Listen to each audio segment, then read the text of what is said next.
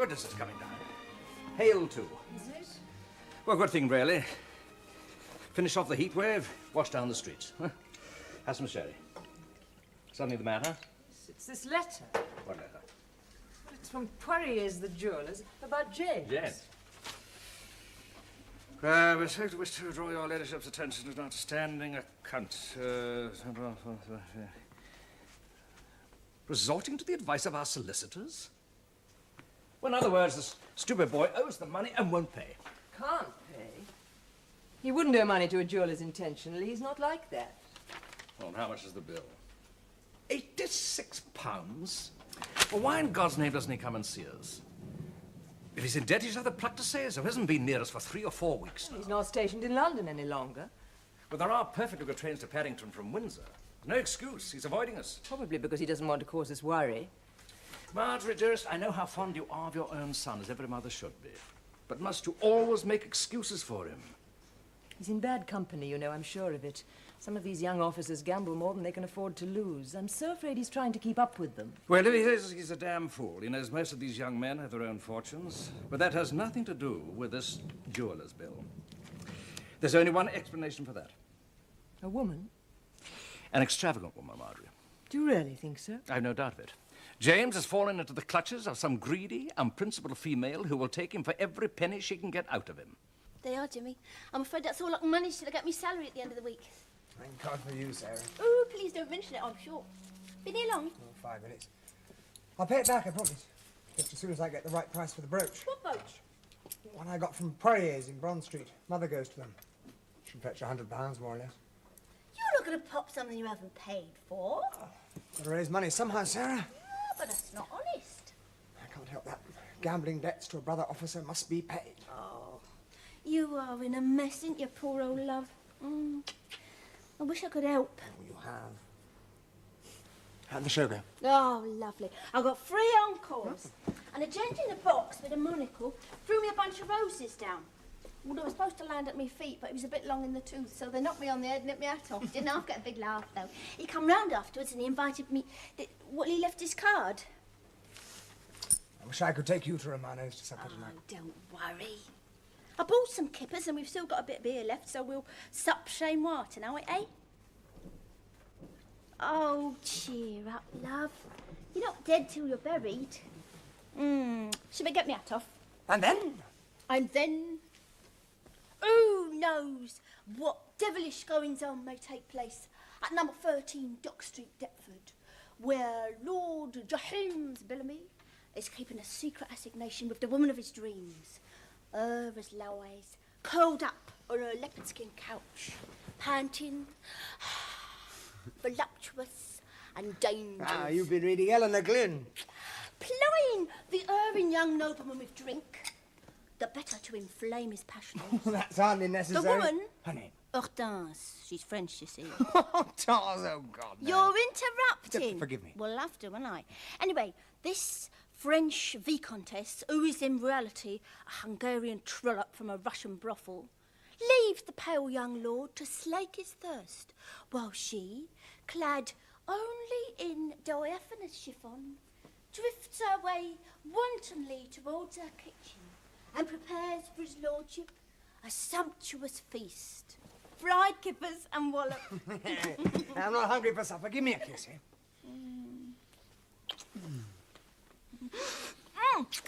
Not so rough, Jimmy. It's hot. Oh, kippers. Pour us a drink, will you, love? Dying of thirst. Shove these now, eh? Yeah, and I'll pop round the fellas and get some more booze. Yeah, we'll get sloshed. Drown our sorrows. In beer? Gin! Which I will permit you to sip from my slipper. I see Lady Pendlebury's daughter's made a good marriage. How can you judge whether a marriage is good or not, Mrs. Bridges, on the very day it's reported in the newspaper? Surely time alone will tell. You know what I mean. You remember Lady Pendlebury? She came here to dine once or twice last season. She was lady-in-waiting to the Queen as Princess of Wales. Thin, angular person. Very sallow skin. Indeed, I remember Lady Pendlebury, Mrs. Bridges. She had a regrettable habit of throwing her head back when she laughed. Edward nearly had the potatoes knocked out of his hand when he was serving her at luncheon, as a result of an amusing, if somewhat malicious anecdote told to her by Lord Charles Beresford. The time their visitor was here. Visitor at this hour? It's 10:30. Someone is coming to discuss a matter of great importance, Mrs. Bridges. Oh. Who? Colonel Winter. Oh. Colonel Winter, Captain James Colonel. I thought the master seemed a wee bit, There, that'll be the Colonel now. Seemed a wee bit what? Apprehensive, Mrs. Bridges. Richard, I intend to stay and hear what the Colonel has to say. It's as much my concern as yours. This is not your affair, Marjorie. Women should not involve themselves in these matters. I'm going to stay and hear what Colonel Winter has to say, and that's that. You are being very stubborn. Colonel Winter, my lady. I say I'm awfully sorry to propose myself at this late hour. No. Good evening, Bellamy. Marjorie. This is a nice surprise. I did want to word with you as soon as possible. It really is rather important. Yes, of course. Whiskey and soda. Thank you. Do sit down. Thank you so much. I say it's still dreadfully sticky, isn't it? In spite of the storm. Yes, doesn't seem to have cleared the air at all. Well, I won't detain you for long. I've got to get down to Windsor tonight. HM's got the King and Queen of Spain coming next week. That means a sovereign's escort, and I've got 15 horses coffee. Thank you so much. And on top of that, my regimental corporal major's got boils. However, no doubt we shall survive. Yes. Would you like to see me privately, Colonel? I'm sure my wife will excuse us. No. I would prefer to speak with you both, if you don't mind, Lady Marjorie. On the contrary. As you can probably guess, it's about your son and heir. Yes, we thought it might be. Well, not to mince matters, we're awfully worried about him. As you know, we think very highly of James. He's very popular in the regiment. All the same, I've been getting awful bad reports about him lately from the adjutant. Well, we've seen very little of him since the regiment moved to Windsor, isn't that so, my So dear? we were beginning to wonder how he was getting on. Another drink. No, thank you. I won't anymore. Colonel, what about these reports? Well, he's been drinking a good deal more than's good for him. Returning to barracks at all hours of the day or night. Very often the worse for wear. And that's only part of it. Not to put too fine a point upon it, it seems that he's in, well, considerable financial difficulties. I see. Well, I'm very sorry to hear that. In fact, I've had a confidential report from his squadron leader that he's being done by tradesmen. Now, once they start, they are the very devil. One fellow even came down to Windsor last week to serve a writ on him. I am sorry to bring you such rotten news. Well, no, not a bit. I'm very glad you did. His mother and I had no idea. No, of course not. Now, look, I don't want any of this to go any higher unless it's absolutely necessary. I've had him up before me and given him a hell of a dressing down. He's got 3 weeks orderly officer, which means that he's virtually confined to barracks. All the same, I thought a quiet word from you before it's too late might help to stop the rot. No, that's all I had to say, really. I won't keep you any longer. It seems to me you've been more than patient with him, and we're very grateful for that. Well, I like the boy. We all do. We'll write to him at once and insist on his coming here to see us, if he could have special leave for that. Oh, yes, of course. My object in coming here tonight is to try and contain the matter within the family as long as possible. I mean, we don't want a thing like this to get about, do we? Thank you for calling. I assure you I shall deal with the matter. Thank you very much. Lady Marjorie. Good night, Colonel. I enjoyed your sniping at Asquith. That was splendid. Oh, did you? Well, I Yes. rather enjoyed that. Home rule for Ireland, Hobbs. It's a great big shame, and if she belonged to me, I'd let her know too. Nagging at a fellow was 6'4" and her only 4'2". Well, they've been married not a month no more. When underneath the phone goes Jim. Oh, isn't it a pity that the Loics are burned? Who's that? To a woman upstairs. Should put up on the likes of him. Dishes. It's a great big shame, and if she belonged to me, I'd let her know who to. Hep! Nagging at a fella, body 6'4", and her only 4'2". Ole! Oh, they ain't been married not a month. When underneath that thumb goes Jim. Hep! Oh, you're drunk. Oh, isn't it a pity that the likes of us? Shut up, you old cow! Should put up on the likes of him. Hey! Hey, say is his smell? Terrible! As I walk along the bottom line with an independent air, you can hear the roads declare. He must be a millionaire. You can see them try and wish to die. You can see them weep with the other eye. The man who broke the bank at Monte Carlo.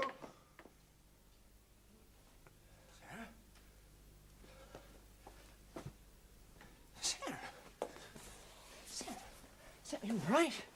You knocked yourself unconscious. Shut up! Sarah, you all right? You gave me a hell of a fright. Sarah? Doesn't that feel funny? Yeah. You feel all right? Is the gin all Oh, to right? hell with the gin. Here, see if you can get up there. Put your feet on the bed. I'm all right. I'll get a sponge and No, this bathe is your gin. I'm forehead. all right, I'm really. afraid you'll have a nice bruise in the morning. I'm all right. Just come and sit beside me a minute, will you? But your head. My head's fine. I fainted. I come over all dizzy and all the room went black. It was the heat and that gin. Yeah? Jimmy, if I tell you something, will you promise not to be cross? I promise. We're up the creek, Jim. 'Cause, well, there's a little captain on the way. What? A little James Bellamy. Inside me. Growing all the time and... Well, I won't be able to work much longer, Jim, so what are we going to do for money?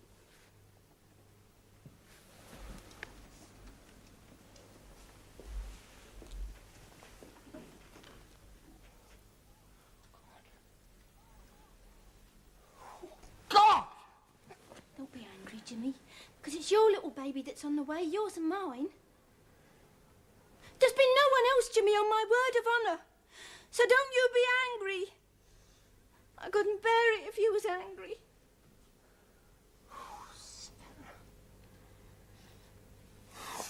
God. Might as well finish that gin, eh? Mother's ruin.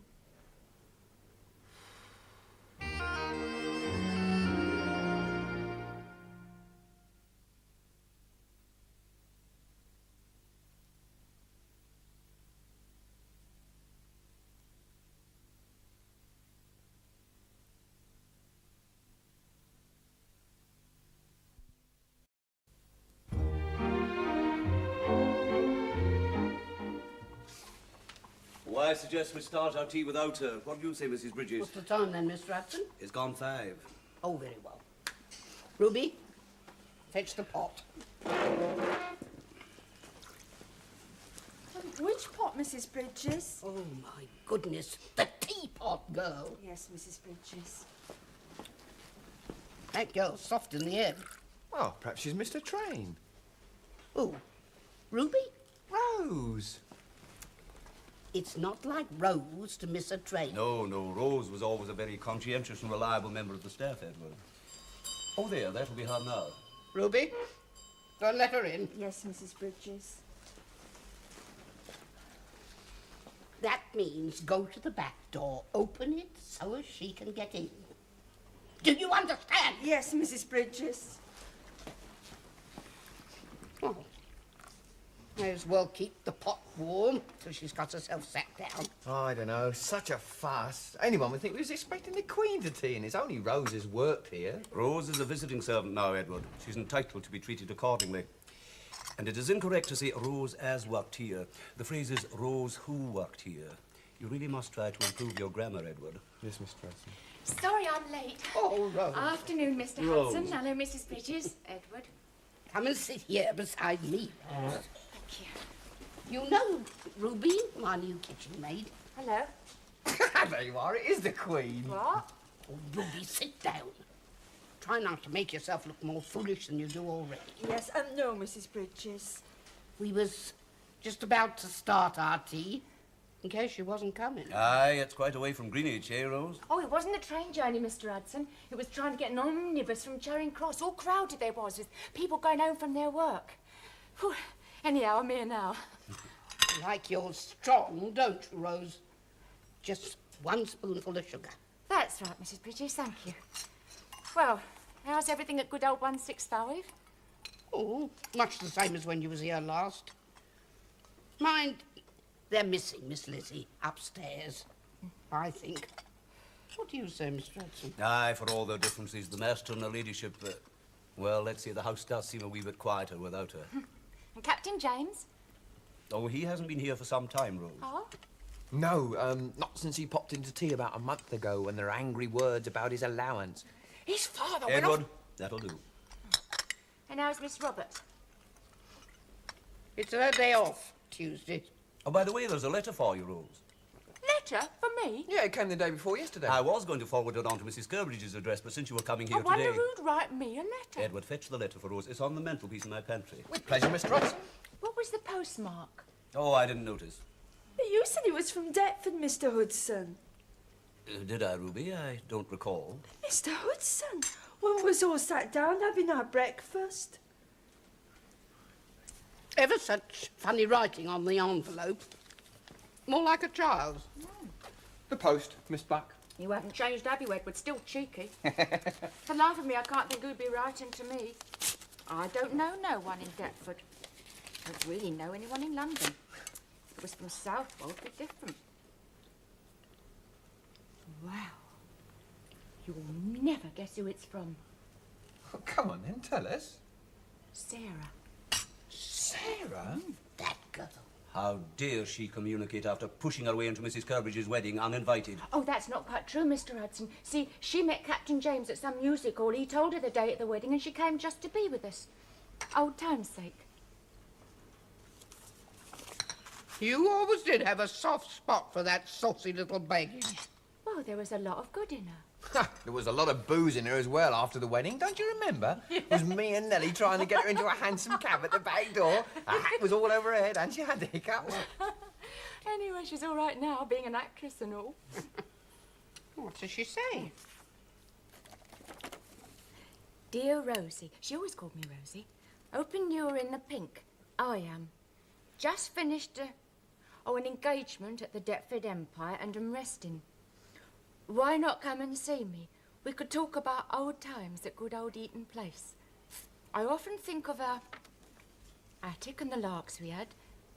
Can you come here on your day off and visit your old mate, Sarah? She don't change. Will you go? I might. Then again, I might not. Ooh, that looks lovely. Here, you should see the cook at our place, Mrs. Fellows. She's got ever such a long, pale face. Quite lugubrious, really. Never says a word except to complain about her blessed leg. Thomas says he thinks she's a witch. She keeps her broomstick stuck up her skirt. Oh, Thomas is a laugh. He's a real card. What did you think of him? Oh, he seemed a nice enough fella that time he come here to collect the luggage. He's our valet. Mr. Sturbridge's valet, no doubt. That's right. Who also, I understand, carries the coal, cleans the boots, lights the fires, as well as stoking the boiler. That's right. I be thankful of your position here, Edward, and the privilege of working for a larger household. Yes, Miss Hudson. Oh, come on, Rose. Tell us some more. Who is it? The landlady said to come up. It's me, Sarah. Rose. Oh, Rosie! Oh, you... I got your letter. It was waiting for me at Eaton Place. I've just been there for tea with the others, and on my way home, it's just a short tram ride from here. Well, to Miss Lizzie's, it's Greenwich, isn't it? That's Sit right. down. Yes. Here, how did you know? James told me. Oh, you've seen him again. James? Oh, he's popped in to see me at the Empire a couple of times. Well, how are they all then, eh? Mrs. Bridges still down, Mr. Hudson? Oh, they're fine. How are you? Oh, You look a bit pale. am I? When's your next engagement, then? Dunno. Might not be one. Oh, I thought you said it was in great demand. Oh, I am, only... Well, Well, what? can I trust you to keep a secret, Rose? Oh, I should think so after all this time. Well, come on, go out with it.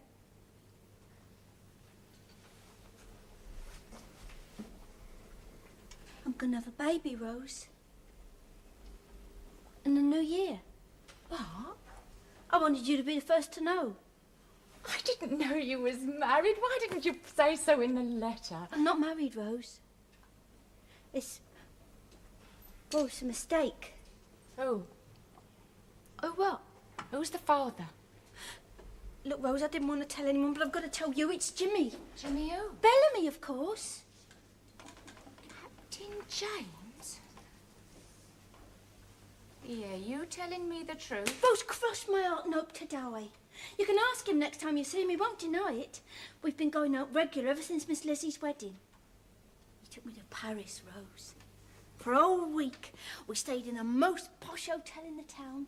We went dining every night, champagne at Maxime's, and then we used to go on to other places like the Folies Bergère, and then... Then what? Well, then he started gambling a lot, Jimmy. They all do it in this regiment, but he started to lose more and more money. Oh, Rose! Oh, Rosie. I'm in such a mess. What'll I do? Get rid of it? Get rid of it? Help me, Rose. Tell me what to do. What to do? It's what he's got to do more like. Marry you, of course, and keep you. Well, he has offered, of course, but he's got no money, Rose. He's skint. He's in trouble with his regiment and he hasn't seen the family for weeks. Do they know about the baby coming? No! He'd never tell his father, he'd kill him. Well, seems to me they'll have to know for your sake, otherwise, well, what'll happen to you? I've a good mind to. No, Rose. No, listen, Rose, you tell nobody. You promise. Then he'll have to come clean. Bloody well have to. Officer and a gentleman, isn't he? He'll have to see you straight. And if he ain't got no money, he'll have to get some from the master and her ladyship. So they'll have to know whatever happens, Sarah. They'll have to. Perhaps you're right, Rose. I mean, I'm going to get blamed, not him. They'll think that I chased after him. But I didn't, Rose, honest. When are you going to see Captain James again? Tomorrow night, if he can sneak out. He does sometimes, you know, just to see if I'm all right. Well, you must make him go home and see her ladyship. And if he won't, threaten him that you'll spill the beans. I'm not going to do that, Rose. He's been ever so good to me. Oh, it looks it, landing you in this muck. I'm fond of him, Rose, for all his faults. He's nice, Jimmy. He's nice. I love him, Rose. Oh, Sarah, you're a hopeless case. That's what you are. Hopeless case. And these debts, James, how much do you owe? Apart from a bill for £86 owing to Poirier's, which has been presented to your mother for settlement. I'm sorry about that. It should not have been sent to Mother. Well, how else is the wretched man to get his money, eh? Yes. Well? Well, if you want the truth. We do, James. Very well. I have an overdraft at the bank of £372 up to yesterday. My debt to tradesmen add up to something like 550, and my personal debt to friends. Gambling debts. Yes. Another £300 or £400. I'm afraid I'm in a dreadful mess. Yes. Yes, you are. Well, why didn't you come and see us? You know we'd have helped. Yes, I know. Well, I'm supposed to be independent. You give me a very decent allowance, and I've got my pay. I'm dreadfully sorry.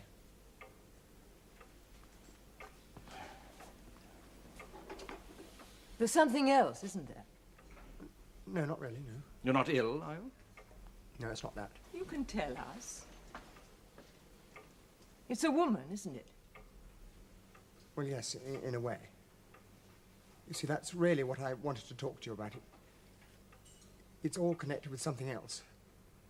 A rather delicate personal matter. Delicate? How do you mean?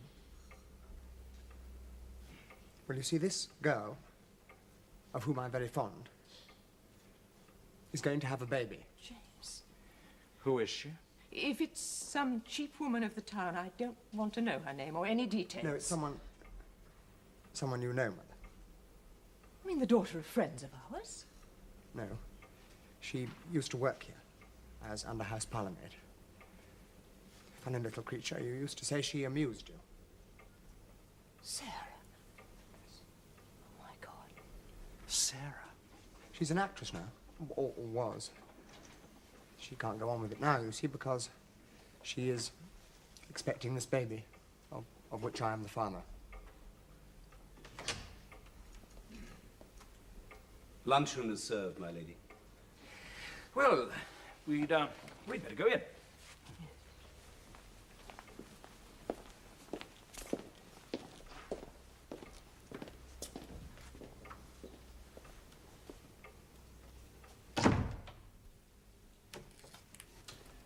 That's the dining room done and the silver away, Mr. Hudson. Anything else? From your tone, I infer that you're asking me for the afternoon off, Edward.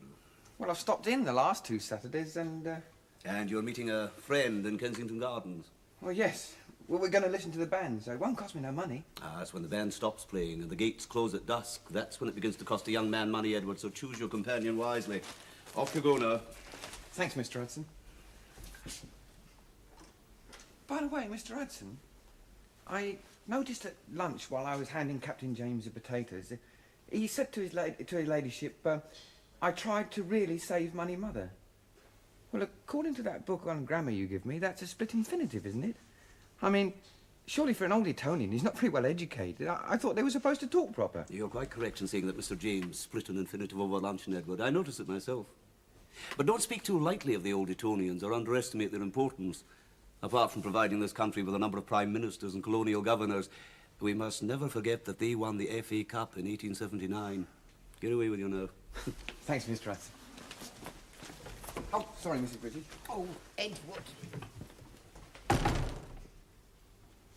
What's Edward grinning all over his face for? Oh, I've let him have the afternoon off, Mrs. Bridges, to go and hear the band playing in Kensington Gardens.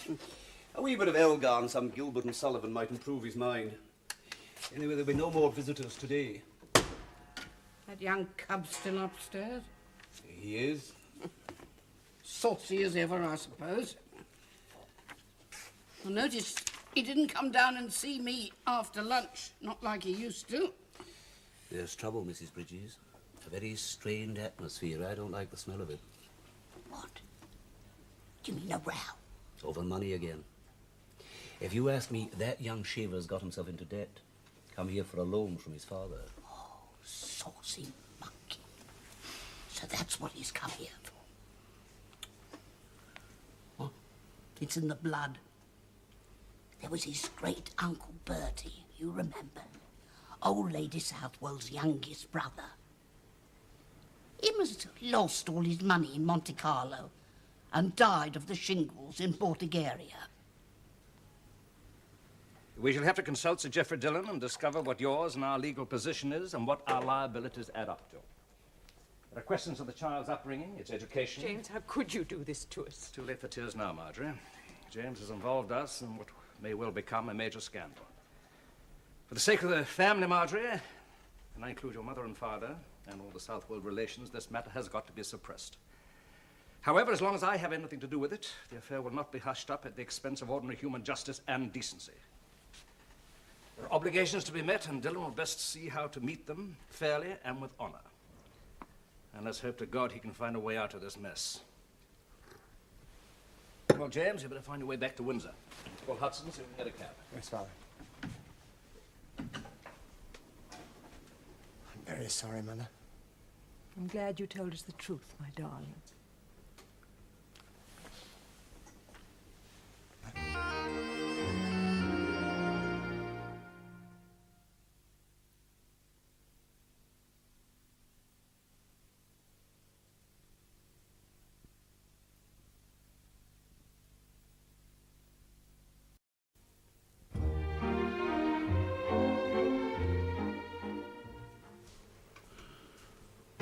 From school, aren't we? Oh, beg your pardon, Mrs. Bridges. Sorry I woke you, Mr. Hudson. I was not asleep, Edward, merely dozing. Well? It was the band of the lifeguards. Oh, Captain James's regiment. That's right, Mrs. Bridges. There he was, up on the bandstand, playing away at his French horn. Don't be insolent, Edward. Oh, that's the morning room. Her ladyship wanting tea? Well, the tray's all ready and set. Shall I take it up, Mr. Hudson? No, no, I'll see to it, Edward. You go up to the dressing room. Start brushing the master's frock coats. Yes, Mr. Hudson. Oh! Edward! Sorry, Mrs. Bridges. Ruby. I'm ashamed of you.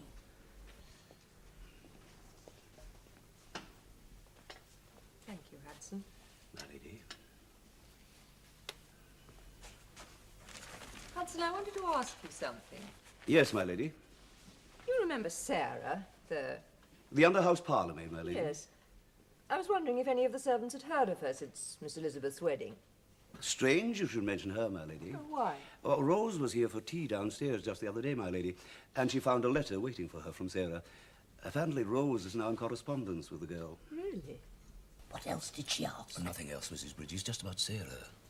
Whether she had any relatives living, I don't understand it. I don't like the sound of it. It's my belief that girl's going round London making out she's something she's not. Lie away in anywhere she would. I wouldn't put it past her to go for a position, saying as she's a member of the Southwold family. She can talk like a lady when she likes, dress up in fancy clothes, fool anyone she... Now, you're going too far, Mrs. Bridges. It's none of our business. I'm not so sure. Good afternoon, Sir Geoffrey. Yeah, expected. Yes, sir. Mr. Bellamy and her ladyship in the morning room, sir. And Captain Bellamy. Oh? The storm seems to have cleared up a wee bit, sir. Is it? I hadn't noticed.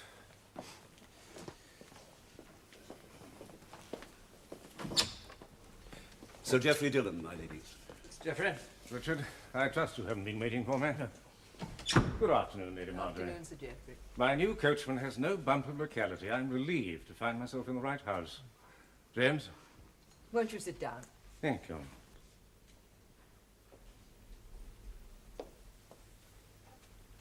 Who was that then, Mr. Hudson? That was Sir Geoffrey Dillon, the family solicitor. Oh? What's he come for? I have no idea, Mrs. Bridges. You'll never better yourself reading rubbish like this, my lad. If you find yourself forced to remain a footman for the rest of your life, don't blame me. Now, listen to me. I've got something important to say to you all, so pay attention. Edward, this includes you.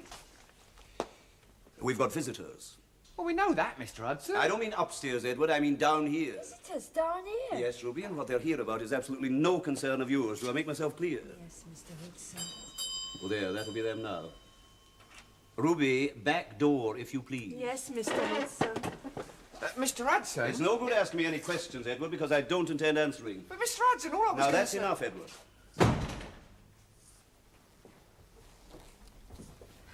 So's Mr. Hudson. All right to come in. Yes, of course, Ruth. Come in, Sarah. Sit down over here. Rose.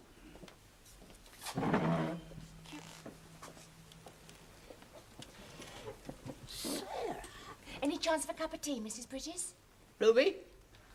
Kettle. What's your Sarah? Everything all right? They'll ring when they're ready for you to go up. Meanwhile, you'll both remain in here. Oh, when you come in, Rose? Oh, her ladyship asked Miss Lizzie if she could spare me for the day to fetch Sarah from her lodgings and bring her here. That's right, isn't it, Sarah? Yes. Seeing as how we're old friends and I knew where she was living. That's right, isn't it, Sarah? Right. Not quite so chatty as you used to be when you was in service, are you, Sarah? I'm feeling a bit dicky, Mrs. Bridges. Oh. Oh, sorry to hear that. Rose tells us that you were on the bill of the Deptford Empire. Yeah, I was, only I'm resting now. Oh. Captain James is upstairs in the morning room. Is he? Didn't you know he was here? No. It hasn't changed a bit, has it, the old room? Nothing changes at 165, Sarah. Only the staff. There, that'll be the morning room. Does that mean they want me now? Yes, come with me, Sarah, up to the hall.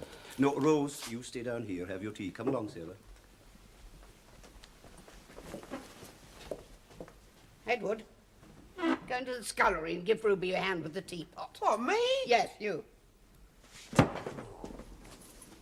And close the door. Oh. Come on, Rose. What's all this about?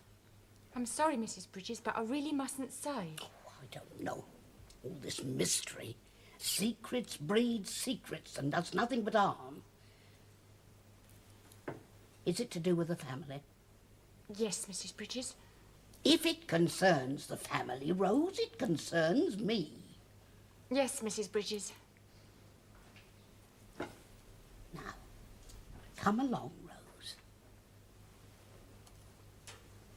Do you remember the first time I come here, Mr. Hudson? I remember the occasion very clearly. Your face when I tried to come in through the front door. You said I wasn't to question my betters and that you was my better because you was older and wiser than me and I was to learn humility. Do you remember? It's a pity you didn't learn it. Don't you ever have a laugh? On suitable occasions. Come along, Sarah. They're waiting for you. Oh, by the way, Mr. Hudson, I prefer not to be announced as Sarah, if you don't mind. It's not my name. It was forced on me and I don't like it. I'll say it's Miss Moffat, then, if you prefer it. Well, being as though I'm known on the music halls as Clémence Delis, I would prefer to be announced as such. I am not prepared to announce a former servant in this house by a fancy French name, unless the name was given to you at your baptism. Oh, I'm baptised. They didn't go in for that sort of thing, not where I come from. Exactly. Well, put your hat straight. Are you ready? Just a minute. Lead me to the slaughter. Sarah is here, my lady. Ask her to come in, please, Hudson.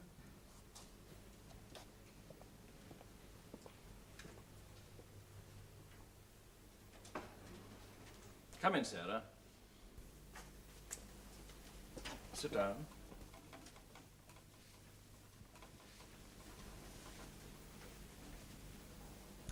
Now, Sarah, I've been told of your friendship with Captain Bellamy after you left his parents' service, and of your present condition resulting from that relationship. Yes, sir. It goes without saying that the family accept absolutely their responsibility. Thank you, sir. I don't want to make no trouble for no one. I mean, it was my fault as much as Captain James. It's just that with the baby coming and everything, I won't be able to go on working much longer, and I haven't got the money to bring up the baby as it ought to be brought up, being like your grandchild, my lady. I'm sorry, I shouldn't have said that. You have every right to say it, Sarah, if it's true. Oh, but it's true, sir. Isn't it, Captain James? Already said so, Mother. Yes, quite. Now, Sarah, I want you to pay attention to Sir Geoffrey Dillon, who is our family solicitor, and has come here to advise us in this matter. Geoffrey, perhaps you will tell Sarah what she has to do. What is your surname, Sarah? Moffat, sir. Sarah Moffat. I see. There will be the question of registration when the child is born. Oh, I see. Children born out of lawful wedlock are nevertheless required to be registered. By the state, you understand? Yes, sir. In the mother's name. Yes, sir. Now, as to the eventual birth of the child, Captain Bellamy has informed us that you were examined by a doctor in Deptford last week who confirmed your condition, which we understand to be a pregnancy of 3 to 4 months. Is that so? Yes, sir. Now, Sarah, arrangements have been made, with the generous consent of Lady Marjorie, for you to travel down at once to Southwold, where you'll be lodged with Mr. and Mrs. Clay at their cottage on the estate. You'll find them an agreeable and homely couple, Mr. Clay being head gamekeeper at Lord Southwold, and Mrs. Clay, by good fortune, a qualified midwife. Oh, just a minute. Now, Sarah, you must listen to Sir Geoffrey. It is for your own good. You will remain in the care of Mr. and Mrs. Clay until such time as your confinement is at an end and the child is born. Thereafter, if you wish it, and I think you would be well advised to agree, some form of light work will be found for you on the estate, possibly in the laundry. Meanwhile, arrangements will be made for the child's schooling and for some eventual career. Now, listen, mister. I'm not going to be stuck away in some rotten cottage with 2 people I've never set eyes on in my life before just because Sarah, everything possible is being done for your welfare and comfort. I think you must remember that. Sit down, Sarah. I think you should realize at once that marriage to the father of your child would be quite out of the question. I think you've been in domestic service long enough to understand that. I'm not a housemaid now. I'm an actress. I'm on the stage. I'm respectable. I'm sorry to disillusion you, but I'm afraid the theatrical profession is not generally considered respectable. Oh, isn't it? Well, let me tell you something. Plenty of actresses have married famous men. Peers of the realm and all. There's Rosie Boot and Denise Orme and lots more besides. Some of them only in the chorus. Nevertheless, officers of the household brigade are not permitted to marry actresses. Is this true? If Captain Bellamy were to offer you his hand in marriage, he'd be obliged to resign his commission in the Life Guards. Oh, I didn't know that. I'm sure you wouldn't wish to destroy his career, would you? I don't know. Why don't you say something, Jimmy? I mean, I don't expect you to marry me, but why don't you say something? Say you'll come down and visit me in Southwold, me and the baby. Tell me that what they're asking me to do is right. But say something, won't you? I think you would be well advised to accept the arrangements that have been made for your well-being, Miss Moffat. The alternatives could be very grim indeed. When do you want me to go? Have you brought your luggage with you as we asked? Yes, my lady, it's in the servants' hall. Rosie's minding it for me. Then Hudson will give you some money and fetch you a cab to Paddington Station. Thank you, my lady.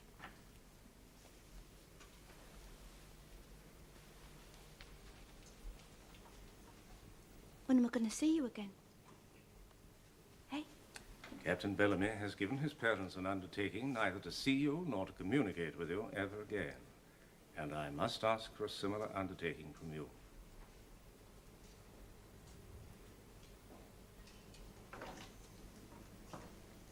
Well,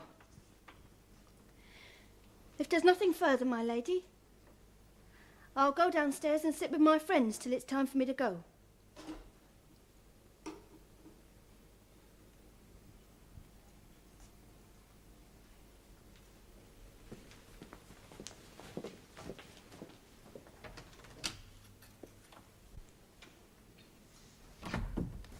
God's sake, let me say something to her privately. I wouldn't. I'm damned if I'll let her leave this house without saying goodbye. James! Sarah? Sarah?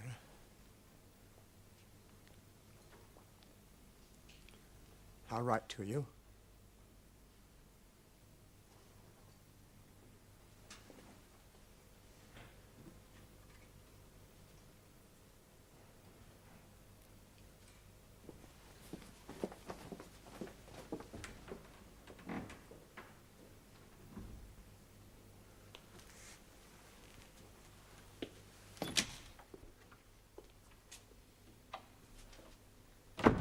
Come in, James.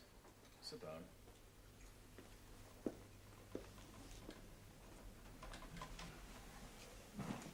Well, that seemed perfectly satisfactory. Now, James, we can discuss your future. What is there to discuss?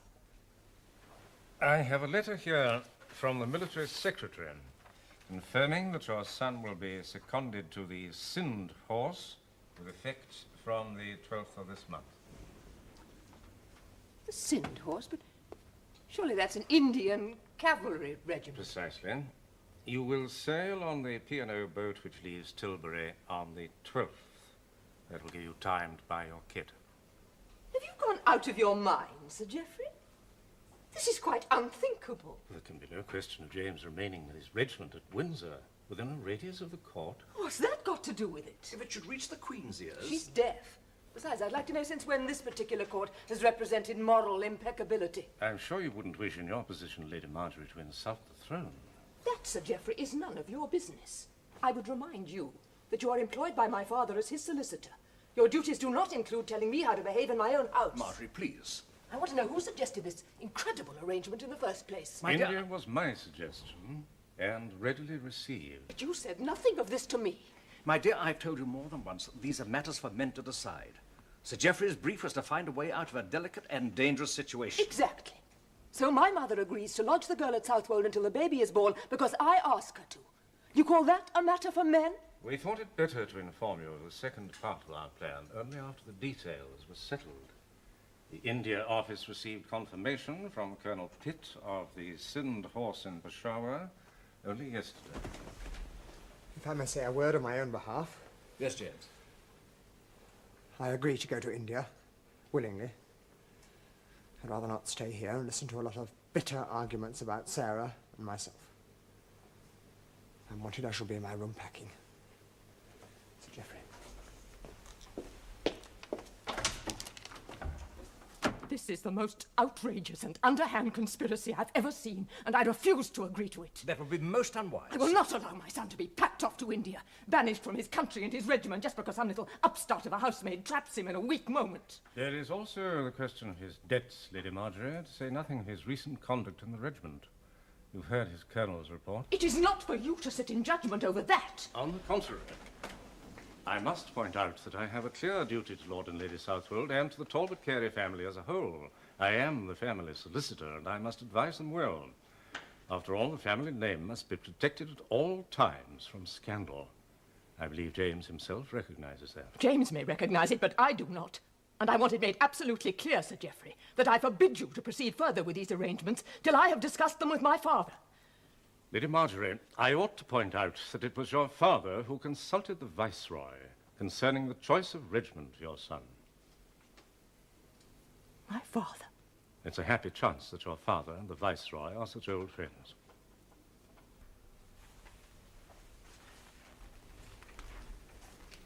I assure you, it's all for the best.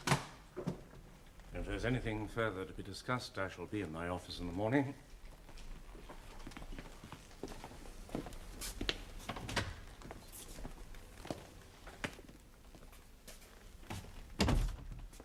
She'll take time to accept it.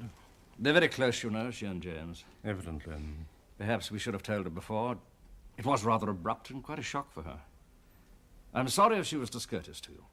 The lioness protecting her young is entitled to show her claws. I respect that, Richard. India may well be the making of your son. I hope so. Well, thank you for all you've done. It can't have been easy. My dear boy, that's precisely why we solicitors charge exorbitant fees. Good night.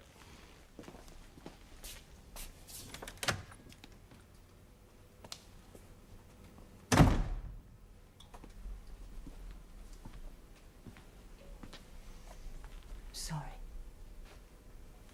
It had to be done. Yes. Won't do James any harm to get away for a time from London and Windsor. See a bit of the world. Yes. You know, when the children were little, I used to wonder so how they'd be when they grew up, and now I just... Oh! India? Are you sure, Edward? Of course I'm sure. He said India would be the making of him. That's what he said. India wasn't the making of Lady Marjorie's Uncle Bertie. Lady Marjorie was crying her eyes out. I could hear her. Such a long way away. Poor Lady Marjorie. It's not like her to cry. Damn Lady Marjorie. To hell with them all. Sarah! Edward, go and see what that daft girl's up to. It doesn't take all day to get a cab. No, wait a minute, Edward. Now listen to me, all of you. And this includes you, Sarah. Not one word of this has to go beyond this house. There's many a great family been ruined by scandals less than this one. And remember, you keep your mouth shut down at Southwold, my girl. If anyone else says that to me, I'll scream. Here's Ruby with a cab. Thank God for that. Bye-bye, Mr. Bridges. Goodbye, Sarah, my dear. Good luck. Bye, Mr. Hudson. Goodbye, Sarah. I don't know what's going to happen to that poor girl. I don't...